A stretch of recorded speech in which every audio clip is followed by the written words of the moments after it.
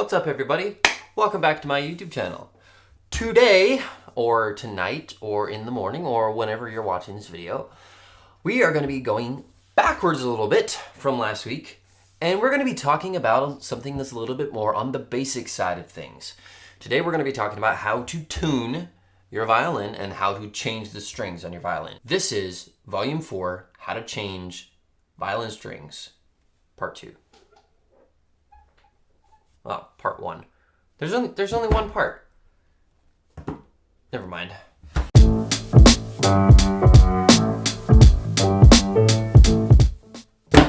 Alright, it's that time again. We have to reveal the most important part of this violin video, and you guys know you love them. The violin sucks! Get yourself some. They're amazing. Alright, enough of that nonsense. On to the next segment.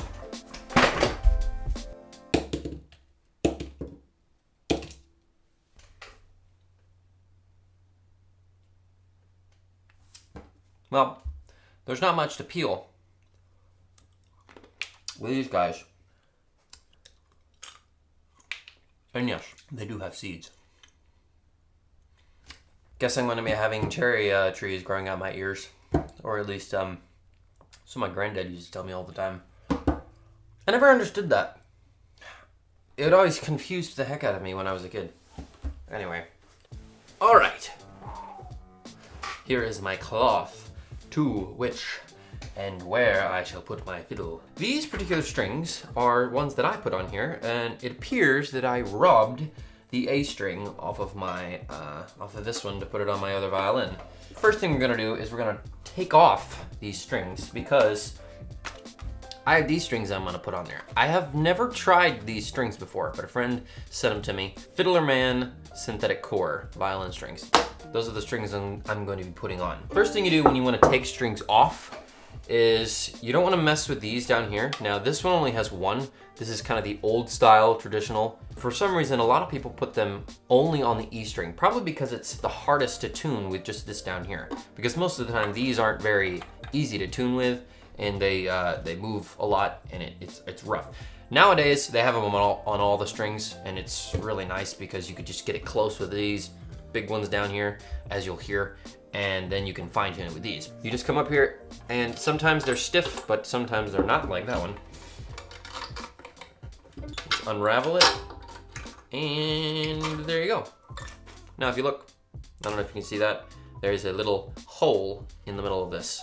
That's where the end of this little string hooks into. So this little guy right here, you have a little ball on the end of your string, and that hooks into that right there. So when you take it off, it clips in because it's got a little ball with a string in the middle of it, and then you have, on this guy, you just have a little slot, so that's where the string goes. Now, for the other ones, just gonna, sometimes, like I said, they're real stiff, and they don't wanna come off. You're not gonna break it, don't be worried that you're gonna snap the string or anything like that. It's not gonna happen. For these particular ones, all it is they have the little slot in the actual tailpiece. Finally figured out what the name of it was, and it just slides out. All right, another pro tip, and this is something that you are going to definitely not want to do, and I almost just did it, and that is taking all the strings off at once. You never do that because you have this little thing called a sound post down in here. Down in the violin, you have a little sound post, and what will happen is when you take all the strings off, it relieves all the pressure and all the downward pressure that's created by this bridge on the top of the violin. That is what keeps your sound post in place, that downward pressure. So if you relieve all of that, it's going to fall off. And unless you have one of these tools, which clips around your sound post, and you can move it around where you want it and get it set, or this. If you don't have those, you're going to have to resort to tying it with a string and trying to put it back in. That is the worst thing you will ever do in your lifetime. It is horrible. It takes forever, and it is terribly difficult. And all of it can be avoided if you just simply leave a string on, or two, or do this. As you take a string off, you put another one on. Okay, so these are the Fiddler Man strings, and you have a G string, a D string, A string, and an E string. Those are the 4 strings on a violin. So I'm gonna go with the E string right now. That's the A string. E string. And I'm going to put it on. Oh wow. These are actually pretty cool. They come in like, that is so unnecessary. They don't, okay, they came in this, which this was inside of that, which all 4 of these were inside of that, and then in every single one of these, there's another one. Okay, that's 4 layers of packaging. That is not necessary. All right, so when they come, normally they are color coded. These ends up here are typically purple for some reason. I don't know why everybody likes that color, unless you have red label, which they're all red. But these down here are what your different colors are gonna be. So what I'm gonna do, and this particular E string, because it's so small, has this little black piece of plastic on it. You may be wondering what that is. What that is to put on the bridge so that that little teeny tiny string, which is really, really small, doesn't slice through your bridge. The distance between your fingerboard and the string, this distance right here, is very important. So if you have this string and you don't have one of these little pads on there and you find that the string is just slicing through your sound, your bridge, that's going to change the action at which you play, and it's gonna affect your playing. So make sure that if you don't have one of these, get one. I've seen people put like little pieces of paper under there, just something to keep it from slicing down through. Now, you gotta make sure when you're tuning up your violin that this bridge is straight up and down. Now you're gonna have to adjust that as you go, because what will happen is you're pulling the strings in that direction. You're tensioning the strings, and what will happen is that bridge, as you put more strings on, will just start tipping over. So you have to make sure and keep adjusting that as you go. This guy, we're gonna put him, just slide him in there, right there. Now we're gonna line the hole up. Now you just slide it through the hole, and you don't go too far. Sometimes it's actually enough to just go until it hits the bottom. So you put the hole so it's straight up and down here, then you just go until it hits the bottom of the scroll. And then what you're gonna wanna do, turn it towards the scroll. For some reason, that is clockwise when you're tuning it, and it makes more sense, because if you go the other way, then it's like you're going backwards with everything. It's really confusing when you're trying to tune it. So that is something that you're gonna wanna do. Keeping this string in here as you turn this thing can be a little difficult. All right, it seems to be we have contact. So as you're turning the tuning peg, push it in. That's how you tighten it. So when you're turning it, you push it in towards the scroll in this direction, and that will catch that taper, and it will tighten it in and keep it secure for you. Now that I've got it hooked in over there, my favorite thing to do in this situation is just to put tension on it like this. Just hold it up. And then as I spin it, it'll pull it down on me, making sure I keep that little plastic thing on its little position, making sure my bridge doesn't go anywhere. Now it's good to keep tension, but not too much tension in this particular stage of your restringing, because if you have it tightened down really tight, then you're going to be fighting the tension of the strings when you're trying to move things around. You need it tight, but not all the way tight. All right, now for the other strings, we are going to fast forward through this part because it's all the same. Just do the same procedure here, and then I'll show you how to tune it. If I can ever get this package open.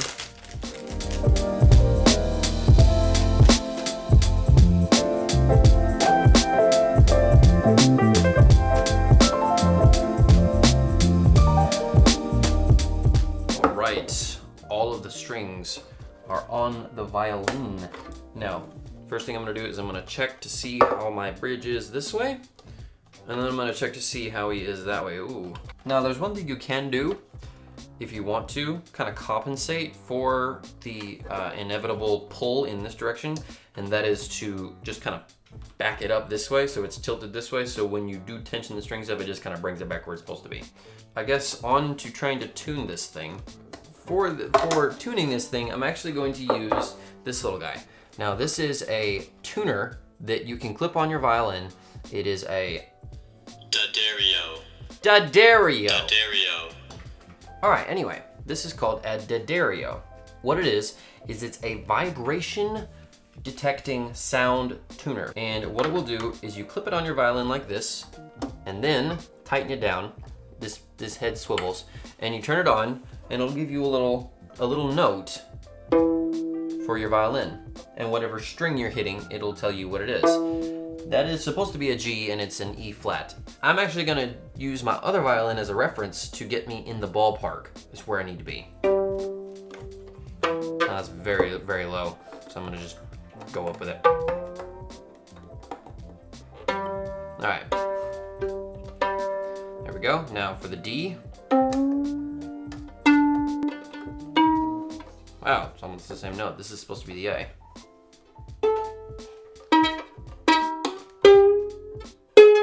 Now, when you are tuning and messing with these tuners down here, make sure when you do tighten that you are pushing in towards the scroll as you twist it. You're, in a sense, pushing into the taper, therefore tightening, because if you don't, the string's just gonna unravel on you. So you gotta do that. But make sure you put your hand on the other side so you don't mess up your scroll. Okay, now, if you've never tuned a violin before, you wouldn't know this, so that's why I'm about to tell you. When you're tuning a violin, these strings have never been used, they're brand new. So they will go through what's called stretching. The strings will stretch out, therefore become less taut, which drops the pitch. You'll play it, and it'll be very quickly at the beginning, it'll just drop the pitch, and you'll be constantly trying to tune up the thing. And if you have fine tuners down here, you will be constantly bottoming them out and then having to back them all the way out and then adjust them up here. So what I've learned, I just take the string and manually and prematurely, I guess, stretch them. Instead of letting them stretch themselves over time, I just pull them up and just wiggle them back and forth. And watch. This string, I did the D string. Watch what happens after I pull it and stretch it. It's dropped a little bit in pitch. Now same with the A string. You just pull on it up like this and side to side, just wiggle it back and forth. Same with the E string. E string's not as bad because it's just one single chord, so it's not really gonna be that big of a deal, but it is gonna stretch a little bit. So you can do this as long as you want, just to get those strings stretched out as much as possible. And then you'll notice that you'll go over here, and this is the original sound. See how far off it is now? So that's why. So I'm gonna go over here and I'm gonna pop that thing back up. Now what I'm doing with this is when you wanna turn up these fine tuners, or let's go over here to this guy. These little guys, they're pretty easy to turn, and as you can hear with the pitch, as you turn it clockwise or counterclockwise, it will tune it. They're incredibly convenient, and there's work of art, and they are a genius invention because it is a pain in the rear to have to constantly, whenever it's just barely off one of your strings, to have to tune it with these, because it's so easy to be tightening it because they're so tight and they're so stiff that when you're tightening it, it'll just pop on you and go really, really high, and it's really hard to fine tune these things. Something that's going to happen, and it's just part of the game, is this is going to be out of tune, and you're gonna be tuning it quite regularly after you have changed the strings. And another thing is they're going to sound very bright and brassy. The new strings will, because they haven't been played much, they have to be broken in, and your sound of your violin will be very tinny, harsh, and bright. Now that's not gonna be what the sound of the violin is after they mellow out and they kind of stabilize where they wanna be. The reason why I literally leave my strings on until they break, because they sound great once they've mellowed out, and it just, I don't like going through that awkward time of sitting there playing my violin and having it sound terrible. All right, that is a wrap on volume 4 of how to play, tune, look at, smell, anything you want violin related. Hopefully I'll be doing much, much more on the subject, and I will be answering all of your questions, but I can't answer your questions if you don't ask me your questions. So you have to ask me questions. Leave a comment. I will see if I can answer it, but I can't answer it if you don't ask it. Kind of obvious.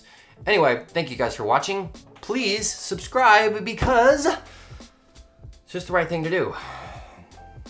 I need it. Trying to get to 1,000 subscribers, so help me out.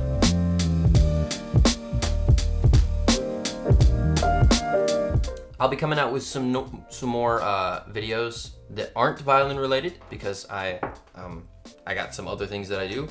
But anyway, thank you guys for watching. Come back next week, and I will see you guys in the near future. Maybe. Peace out.